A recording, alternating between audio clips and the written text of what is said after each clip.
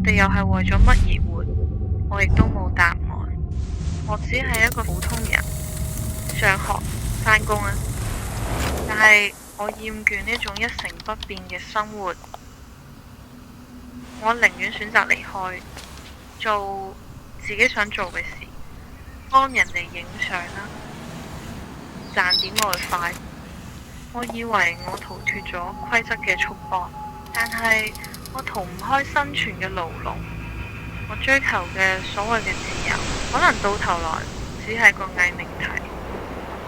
我仲係困喺咗生存嘅奔波裏。今日先分享到呢度吧。我係瑤。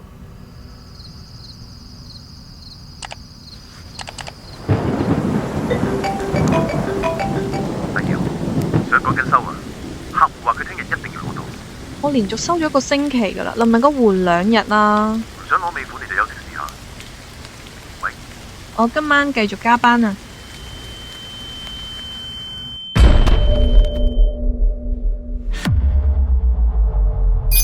我哋呢度係生命中轉局，你生前因為通宵熬夜做圖，心梗猝死啦。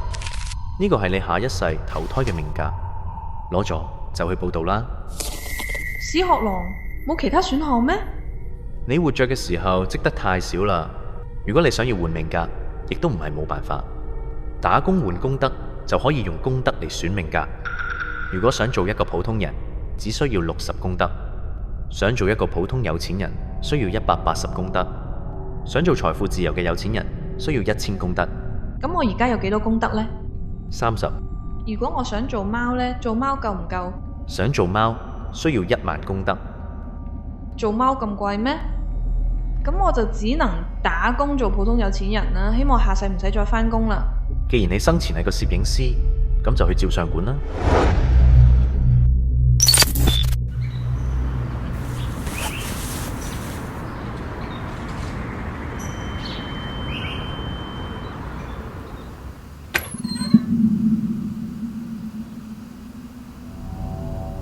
嗰個白老頭點派咗個黃毛丫頭過嚟？咁你又係邊個？我係你老細。死啦！你一嚟就樹靈異常，得趕緊處理。你搵個能用嘅相機。